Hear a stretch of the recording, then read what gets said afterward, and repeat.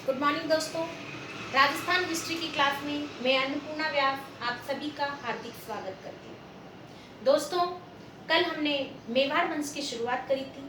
मेवाड़ की गाथाओं के साथ आज हम उसे फिर से कंटिन्यू रखेंगे, क्योंकि दोस्तों मेवाड़ की गाथाएं ही कुछ ऐसी है जिन्हें सुनते ही रहो तो भी पल भर में जी नहीं भरता। क्योंकि वो कहते हैं ना दोस्तों, राणा की छाती पर बलिदान दिखाई देता था, चेतक की स्वामी भक्ति पर अभिमान दिखाई देता था।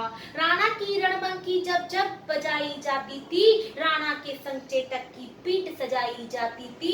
शत्रु राणा से पहले ही डर जाता था, क्योंकि राणा का भाला पल भर में ही छाती में धस जाता था।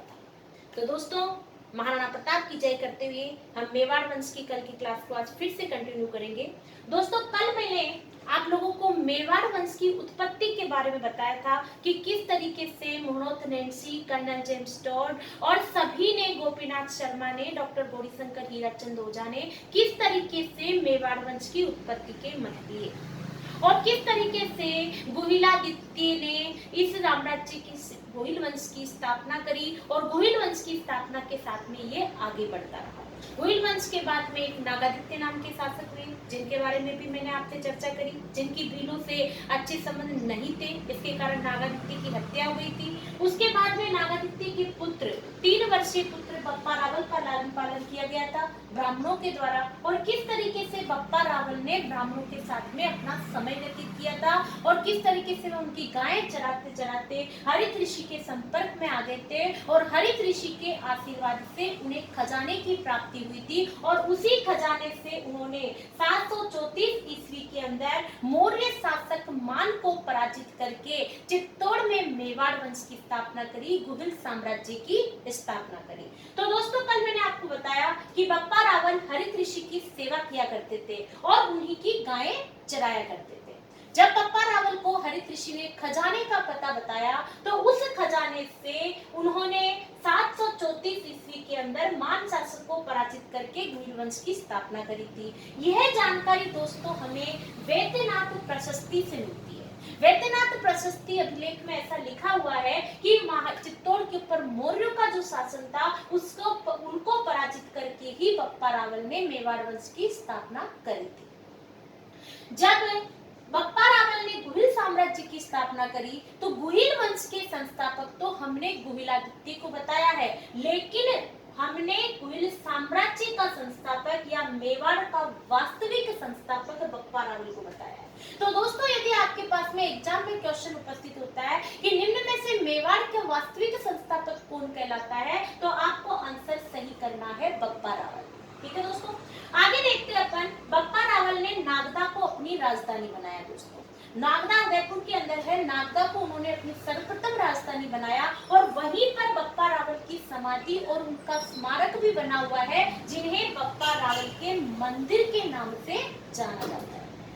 आगे चलते हैं दोस्तों, एक प्रसिद्ध इतिहासकार हुए जिनका नाम है श्यामल दास, जिन्होंने एक वीर विनोद नामक एक ग्रंथ लिखा है, जो बहुत ही प्रसिद्ध ग्रंथ है और जिससे हमें मेवाड़ की बहुत सारी जानकारी मिलती है। दोस्तों, जब हम साहित्य पढ़ेंगे तो साहित्य के अंदर मैं आपको श्यामल दास के बारे में, गौरीशंकर हीराचंद ओझा के बारे में, मोहनोथ नैन्सी के बारे में, सभी इतिहासकारों के जन्मस्थल, जन्मस्थान, उनकी डिटेल भी आपको लिखाऊंगी। दोस्तों, तो यहाँ पर जो इतिहासकार है श्यामल दास, जिन्होंने वीर विनोद ग्रंथ लिखा है, इन्होंने इस वीर विनोद ग्रंथ के अंदर लिखा है कि सबसे पहला हिंदुस्तान का सबसे प्रतापी शासक बप्पा रावल को माना गया है। ऐसा श्यामल दास जो इतिहासकार है वो ऐसा वीर विनोद ग्रंथ के अंदर लिखते हैं। बप्पा रावल ने उस शिवलिंग, वो गाय जहां पर दूध छोड़ा करती थी शिवलिंग के ऊपर, उस शिवलिंग को एकलिंग नाथ जी कहा जाता था। दोस्तों, तो बप्पा रावल एकलिंग नाथ जी के परम भक्त थे और हरित ऋषि उनके शिष्य थे। तो बप्पा रावल ने उसी शिवलिंग के स्थान पर कैलाशपुरी गांव उदयपुर के अंदर एकलिंग नाथ जी के मंदिर का निर्माण करवाया। दोस्तों, और जिस एकलिंग नाथ जी के मंदिर का निर्माण करवाया है, उसकी बड़ी तल्लीनता से बप्पा रावल पूजा भी किया करते थे। इवन बप्पा रावल स्वयं को मेवाड़ का शासक नहीं मानते थे। बप्पा रावल एकलिंग नाथ जी को मेवाड़ का शासक मानते थे और स्वयं अपने आप को मेवाड़ का दीवान समझते थे या ढोल बजाने वाले राणा समझते थे। दोस्तों, तो बप्पा रावल के मानने से मेवाड़ के सभी महाराणा एकलिंग नाथ जी को ही महाराणा मानते थे और स्वयं को दीवान समझते थे दोस्तों। तो बप्पा रावल ने कैलाशपुरी गांव उदयपुर में एकलिंग नाथ जी के मंदिर का निर्माण करवाया। दूसरी बात, इन महाराणाओं की एक विशेष बात होती थी दोस्तों, आशंका लेना एक शब्द होता है, आशंका लेना। ये जो आशंका लेना शब्द होता है ना दोस्तों, आशंका लेना का मतलब ये होता है कि जब भी मेवाड़ के महाराणा अपने राज्य से कहीं बाहर जाते थे, कहीं भी दूसरी जगह जाते थे दोस्तों, तो वह महाराणा सबसे पहले एकलिंग नाथ जी के दर्शन करने के लिए जाया करते थे दोस्तों।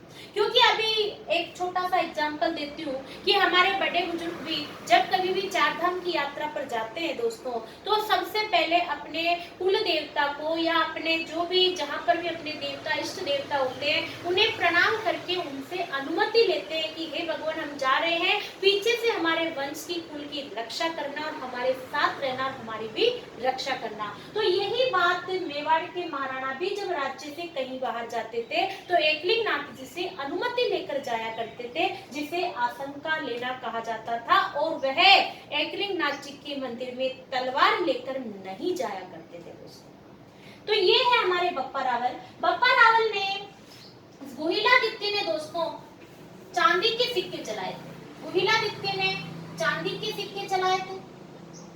गुहिलादित्य ने चांदी के सिक्के चलाए थे दोस्तों, और शिलादित्य ने तांबे के सिक्के चलाए थे।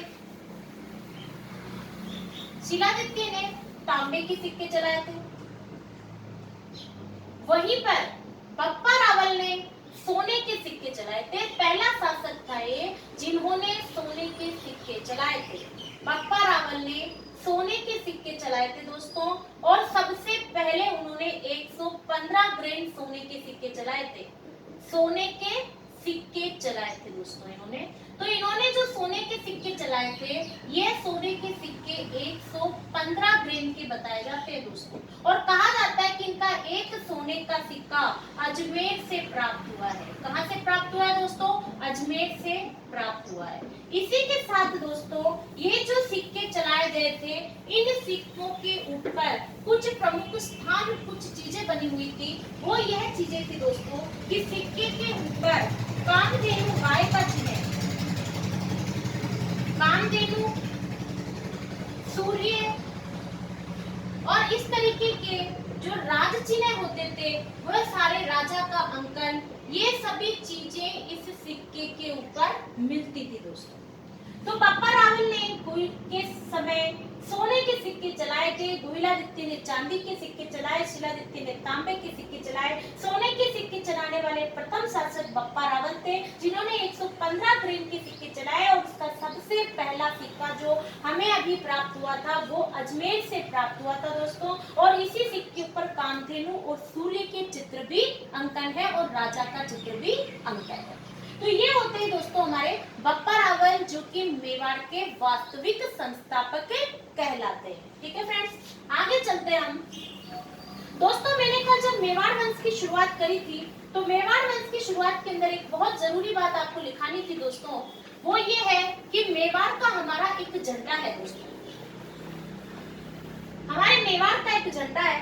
तो मेवाड़ वंश का जो झंडा है, उस मेवाड़ के झंडे के अंदर सर्वप्रथम सबसे ऊपर सूर्य का चिन्ह बना हुआ है, क्योंकि ऐसा कहा जाता है कि मेवाड़ वंशीय सूर्य वंशीय थे, इसलिए झंडे के ऊपर सूर्य चिन्ह बना हुआ है। और नीचे की तरफ एक लाइन लिखी गई है दोस्तों, वह लाइन ये है। यदि सवाल आ जाता है, हम हर कई रियासतों के झंडे अलग अलग लाइन लिखते हैं, जैसे आमेर की रियासत के झंडे पे भी चिन्ह लिखा हुआ है, उसी तरीके से मेवाड़ में लिखा हुआ है, दृढ़ राखे धर्म को, दृढ़ राखे धर्म को तिहि राखे करतार, दृढ़ राखे धर्म को तिहि राखे करतार। तो दोस्तों ये सारी बातें हमारे मेवाड़ वंश के झंडे में लिखी हुई है। इसमें एक तरफ क्षत्रिय पुरुष का चिन्ह भी बना हुआ है, क्षत्रिय पुरुष का चिन्ह बना हुआ है, और दूसरी तरफ वीर पुरुष का भी चिन्ह बना हुआ है। मैंने आप लोगों को बताया था कि मेवाड़ के महाराणाओं के राज चिन्ह के अंदर वीर पुरुष का अंकन मिलता है, यानी एक तरफ क्षत्रिय पुरुष है, एक तरफ वीर पुरुष है, सबसे ऊपर सूर्य चिन्ह है और नीचे की तरफ दृढ़ राखे धर्म को धी राखे करतार लिखा हुआ है। तो दोस्तों ये हमारे मेवाड़ के झंडे के बारे में जानकारी देनी थी, जो बप्पा रावल के समय भी डिजाइन किया गया था, इसलिए मैंने आपको ये जानकारी दी है। दोस्तों आगे चलते हैं हम। तो बप्पा रावल के बाद में जो सबसे शासक आए उनके नाम ही जरूरी है। कुछ शासकों की एक लिस्ट हमारे सामने आती है। शिलादित्य, अपराजित, कालभोज। दोस्तों कई लोग कहते हैं कि कालभोज के पिता का नाम गुहिलादित्य नागादित्य न होकर के, जो कि बप्पा रावल के नाम से जाने गए, उनका नाम महेंद्र प्रथम महेंद्र सिंह द्वितीय है। तो ये गलत बात है। महेंद्र सिंह द्वितीय इस कालभोज सेकंड के पिता थे और बप्पा रावल के पिता नागादित्य थे। दोस्तों तो कालभोज द्वितीय एक शासक हुए और इसके बाद में खुम्माण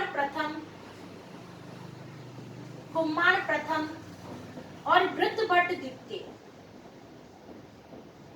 तो दोस्तों इन शासकों के बारे में हमें ज्यादा जानकारी लेने की जरूरत नहीं है, केवल हमारे लिए इनके नाम ही काफी है, क्योंकि इनके शासनकाल में इनकी विशेष जानकारी हमें नहीं मिल पाती है। इनके बारे में हमें इतना ही ध्यान रखना है, क्योंकि कई बार आरपीएससी या आरएसएम एसएसबी के द्वारा ये सवाल पूछ लिया जाता है कि निम्न में से किस शासक का संबंध किस राजवंश से है। ऐसा क्वेश्चन पूछा गया दोस्तों पहले कि इस शासक का संबंध राजस्थान के किस राजवंश से है, तो उस समय हमारे लिए बताना ये थोड़ा सा कठिन हो जाता है। इसलिए दोस्तों इनके नाम आप लोग चाहे तो स्क्रीनशॉट ले लीजिए, क्योंकि इनके नाम पता होने हमें बहुत ही जरूरी है। ठीक है दोस्तों आगे चलते हैं अपन।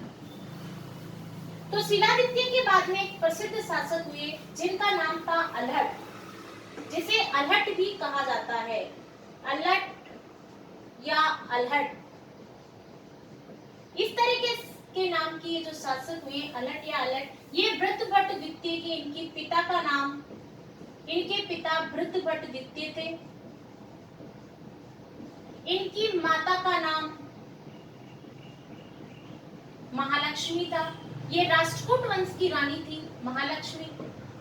ये जो अलहट हुए थे दोस्तों, इन्होंने एक हुण राजकुमारी, हुण एक जाति होती है दोस्तों जिसे लड़ाकू जाति कहा जाता है। ये हुण जाति जो होती है युद्ध करने में बहुत ही माहिर होती है, लड़ाकू जाति कहा जाता है। इन्हीं की एक संतान थी हरिया कुमारी, हरिया देवी हुण जाति की राजकुमारी थी। इसके साथ में इनका विवाह हुआ था दोस्तों। इनका विवाह हुआ था किसका? अलहट का। राजा अलहट का इनके साथ में विवाह हुआ था और इन्हीं की सहायता से, इसी जाति की सहायता से इन्होंने साम्राज्य का विस्तार किया था दोस्तों। साम्राज्य का विस्तार किया था। अब एक समझने के लिए बता रही हूँ, वो हमारे को इतिहास से संबंधित नहीं है। इतिहास से संबंधित तो इतना सा है कि इन्हीं के शासनकाल के समय नौकरशाही प्रथा प्रारंभ हुई थी दोस्तों। इन्हीं के समय नौकरशाही प्रथा प्रारंभ हुई थी।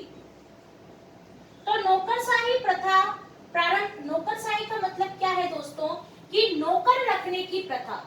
क्योंकि जो ये हरिया देवी, समझने के तौर पर बताती हूँ एक मजाक के लिए, कि हरिया देवी जब राजकुमारी थी तो ये एक बहुत ही अच्छी जाति की राजकुमारी थी और जब ये अलहट के यहाँ पर आई तो कुछ समय तक तो इन्होंने काम किया, लेकिन जब इनसे काम नहीं हुआ, राजकुमारी और महारानी थी, तो इन्होंने कहा कि भाई रोजगार को बढ़ाने के लिए और लोगों को आगे बढ़ाने के लिए हमें काम प्रारंभ करवाना चाहिए। इसलिए अलहट को कह करके इन्होंने नौकर रखने की प्रथा चलवाई कि यह भी एक तरीके का काम है। तो इनके समय नौकरशाही प्रथा भी प्रारंभ हुई थी। यदि सवाल आ जाता है कि नौकरशाही कब से प्रारंभ हुई थी, तो हरिया देवी के, अलहट के यहाँ से और महारानी हरिया देवी के यहाँ से प्रारंभ हुई थी। अलहट को आलू रावल के नाम से भी जाना गया इतिहास के अंदर। अलहट को आलू रावल के नाम से भी दोस्तों जाना गया। इन्होंने आहट को अपनी राजधानी बनाया। इन्होंने अपनी राजधानी का परिवर्तन किया था दोस्तों।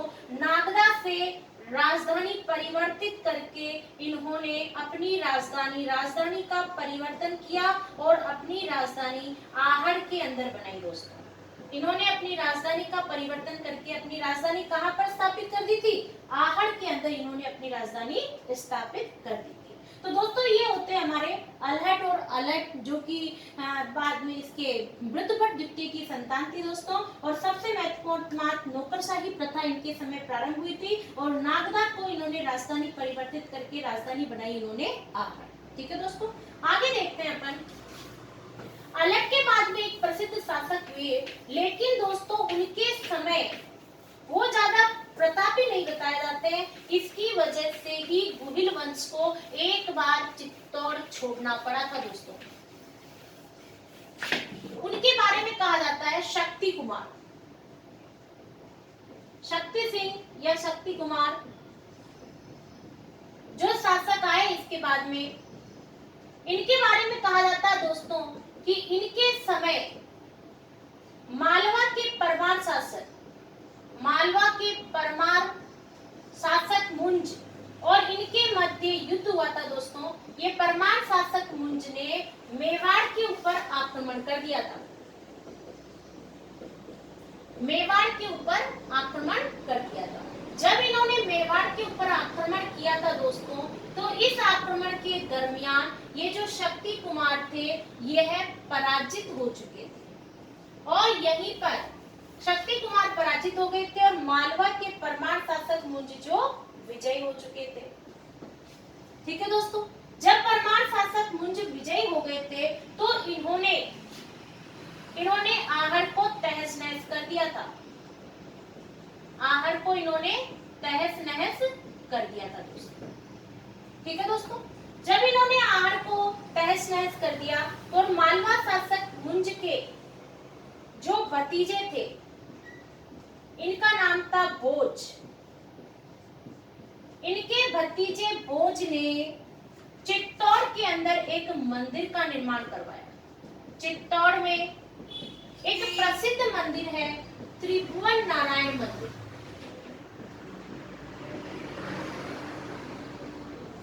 त्रिभुवन नारायण मंदिर। तो दोस्तों त्रिभुवन नारायण मंदिर का निर्माण परमार शासक मुंज के भतीजे भोज ने त्रिभुवन नारायण मंदिर का निर्माण करवाया, जिसका आगे जाकर के एक महाराणा आएंगे मोकल, महाराणा मोकल ने मरम्मत करवाई थी दोस्तों इस मंदिर की। तभी से इस मंदिर का नाम बदल करके इसे समिधेश्वर मंदिर, इस मंदिर को समिधेश्वर मंदिर, समिधेश्वर मंदिर व मोकल के मंदिर, मोकल मंदिर के नाम से भी इसे जाना जाता है। तो दोस्तों शक्ति सिंह के समय मालवा के परमार शासक मुंज ने यहाँ पर आक्रमण कर दिया था, जिसके कारण चित्तौड़ के ऊपर मालवा के परमार शासक मुंज का अधिकार हो जाता है और इन्हीं के भतीजे परमार भोज ने चित्तौड़ में त्रिभुवन नारायण के मंदिर का निर्माण करवाया और इसी मंदिर को समिधेश्वर मंदिर और मोकल के मंदिर के नाम से भी जाना जाता है। इसी के साथ में कहा जाता है कि भोज ने नागदा में भोजसर, नागदा में भोजसर नामक तालाब का निर्माण भी करवाया। ठीक है दोस्तों, तो ये होते हैं हमारे शक्ति कुमार, जिनके समय गुहिल वंश को के ऊपर परमार शासकों का, मालवा के परमार शासकों का अधिकार हो जाता है। आगे चलते हैं दोस्तों हम। तो शक्ति सिंह के बाद में एक प्रसिद्ध शासक आते हैं दोस्तों, जिनका नाम है रण सिंह। शक्ति कुमार के बाद में एक शासक बनते हैं जिनका नाम है दोस्तों रण सिंह।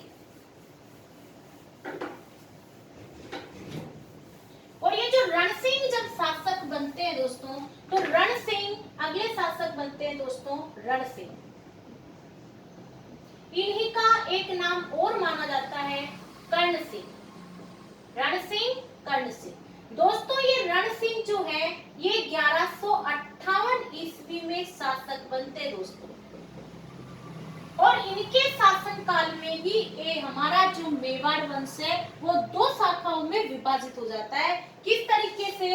इनके दो पुत्र थे दोस्तों, दो पुत्र से एक का नाम था क्षेम सिंह और दूसरे पुत्र का नाम था राहत। तो इनका जो क्षेम सिंह पुत्र था, इनके वंशज रावल शाखा के नाम से जाने गए दोस्तों। रावल शाखा के नाम से जाने गए और राहत के जो वंशज थे वो सिसोदिया शाखा के नाम से जाने गए, सिसोदिया शाखा के नाम से जाने गए दोस्तों। तो अभी हम पढ़ेंगे दोस्तों रावल शाखा। सिसोदिया शाखा को हम 1326 ईस्वी के बाद में इसकी चर्चा करेंगे, क्योंकि दोस्तों हम जानते हैं या अब मैं आपको चर्चा करूंगी, पूरा डिटेल में बताऊंगी कि 1301 में जब अलाउद्दीन खिलजी चित्तौड़ के ऊपर अपना अधिकार कर लेगा, तब 1303 के अंदर जब अलाउद्दीन खिलजी चित्तौड़ के ऊपर अपना अधिकार 1301 में 1303 अलाउद्दीन खिलजी जब चित्तौड़ के ऊपर अपना अधिकार कर लेगा दोस्तों, तब उस परिस्थिति के अंदर हम्मीर राणा अलाउद्दीन खिलजी से चित्तौड़ को मुक्त करवाएगा। ये हम्मीर राणा ही सिसोदिया वंश का प्रथम शासक कहलाएगा दोस्तों। तो है तो ये भी गुइल वंशी, लेकिन ये दो शाखाओं के अंदर विभाजित हो चुका है। ठीक है दोस्तों। तो रण सिंह और कर्ण सिंह 1158 ईस्वी में शासक बना। क्षेम सिंह ये वही है दोस्तों जिस समय रानी पद्मावती राजस्थान का सबसे बड़ा जोर करेगी, क्योंकि 1301 के अंदर राजस्थान का प्रथम शाखा हम्मीदेव चौहान के यहाँ पर रानी रंगा देवी करेगी, और यहाँ 1303 के अंदर हमारे चित्तौड़ दुर्ग के अंदर जोर होएगा। तो इसके बारे में चर्चा हम बाद में करेंगे दोस्तों, जब हम सिसोदिया शाखा पढ़ेंगे। अभी हम रावल शाखा के ऊपर ही चर्चा करेंगे। ठीक है दोस्तों। तो क्षेम सिंह के बाद में क्षेम सिंह जी का ही पुत्र है सामंत सिंह, जो मेवाड़ का शासक बनता है दोस्तों।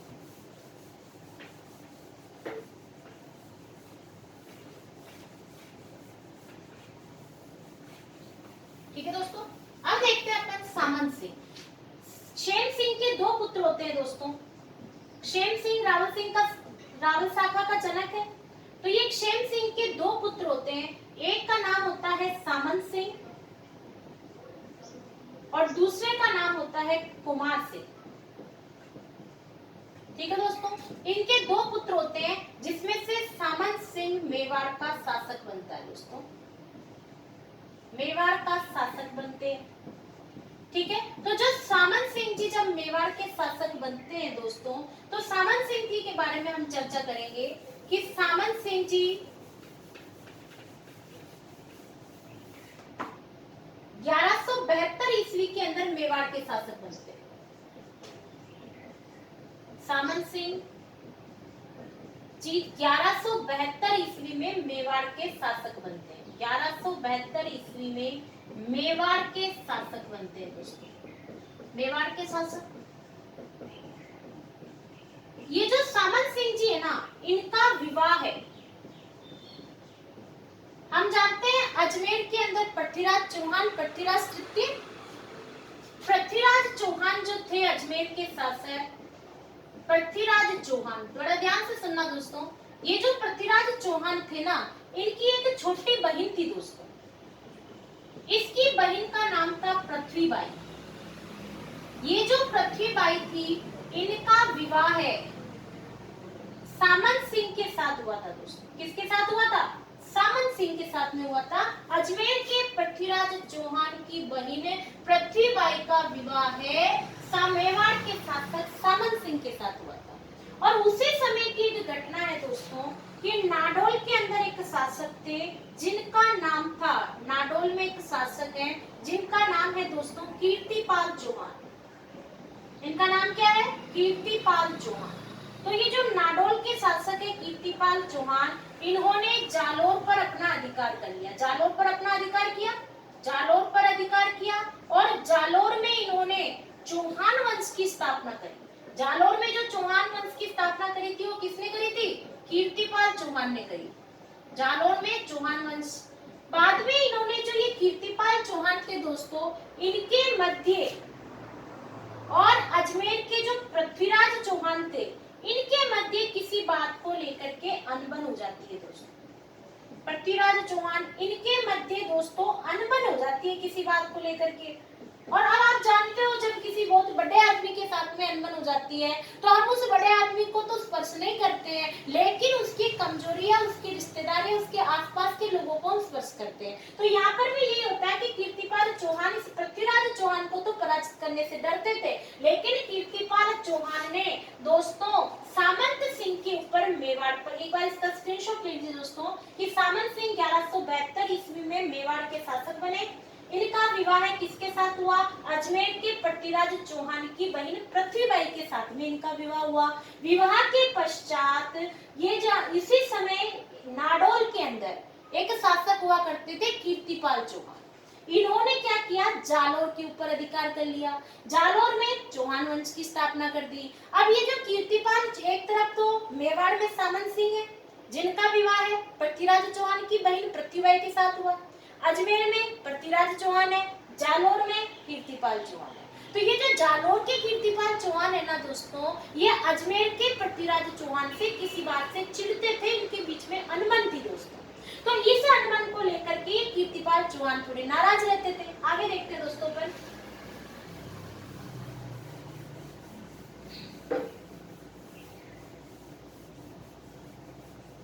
इस चीज को लेकर के ये नाराज रहते थे। तो इसकी नाराजगी की वजह से क्या होता है कि ये कीर्तिपाल चौहान जो थे ये मेवाड़ के ऊपर आक्रमण कर देते हैं दोस्तों। कीर्तिपाल चौहान एक तरफ कौन है? कीर्तिपाल चौहान कहां से आए हैं? ये जालोर से आए हैं। तो कीर्तिपाल चौहान जो है ये हमारे मेवाड़ के ऊपर आक्रमण कर देते हैं दोस्तों, मेवाड़ पर आक्रमण कर देते हैं। और ये जब मेवाड़ पर आक्रमण करते हैं तो मेवाड़ में जो शासक है उनका नाम है सामंत सिंह। ये सामंत सिंह जो है ना दोस्तों पराजित हो जाते हैं और पराजित होकर के मेवाड़ छोड़ करके वागड़ क्षेत्र में चले जाते हैं और यहीं पर जाकर के, वागड़ क्षेत्र कौन सा क्षेत्र कहलाता है? डूंगरपुर बांसवाड़ा। वागड़ क्षेत्र कौन सा क्षेत्र है?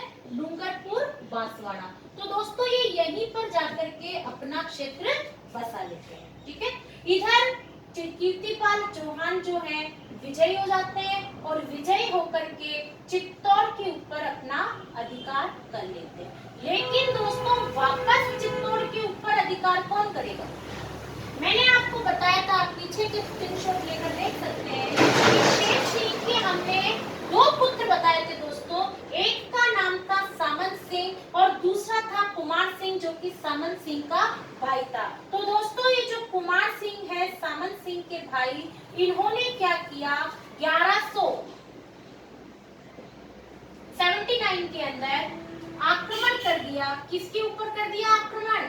मेवाड़ के ऊपर कीर्तिपाल चौहान के ऊपर आक्रमण किया और कीर्तिपाल चौहान को पराजित कर दिया।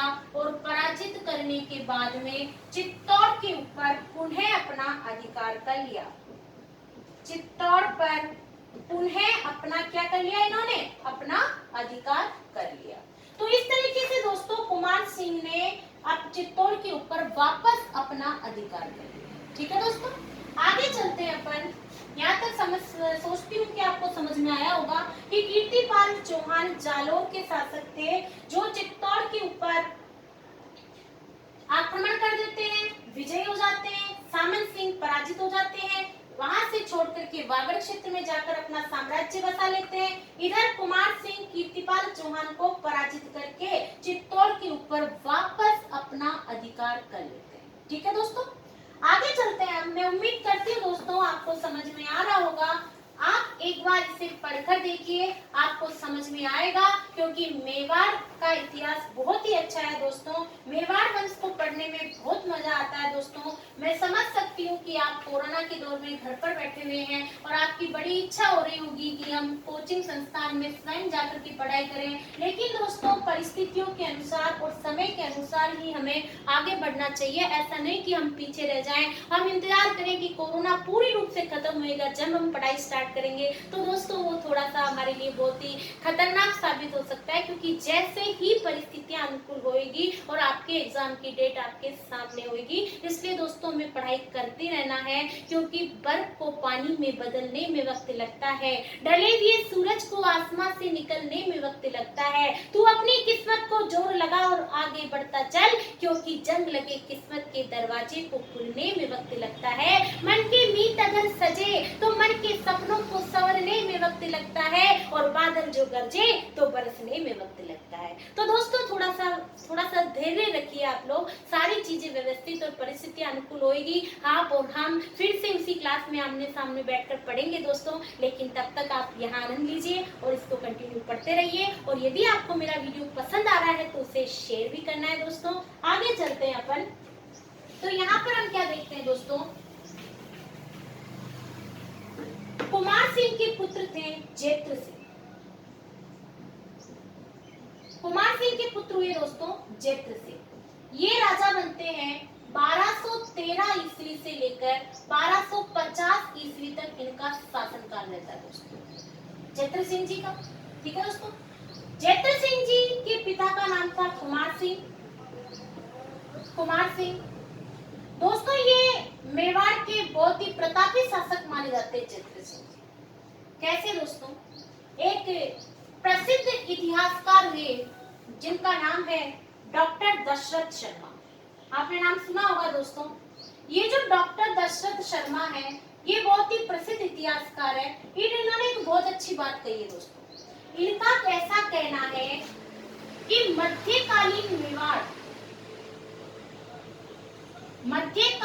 मेवाड़ का सबसे अच्छा समय, जिसे हम कहते हैं स्वर्ण काल, यानी मध्यकालीन मेवाड़ का स्वर्ण काल जेत्र सिंह का शासनकाल कहलाता है दोस्तों। जेत्र सिंह का शासनकाल कहलाता है।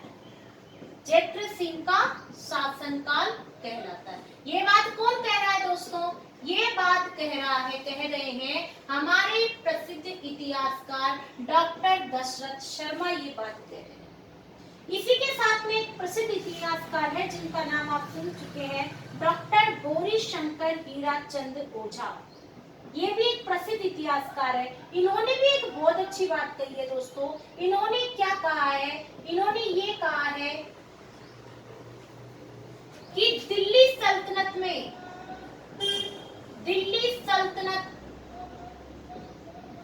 गुलाम वंश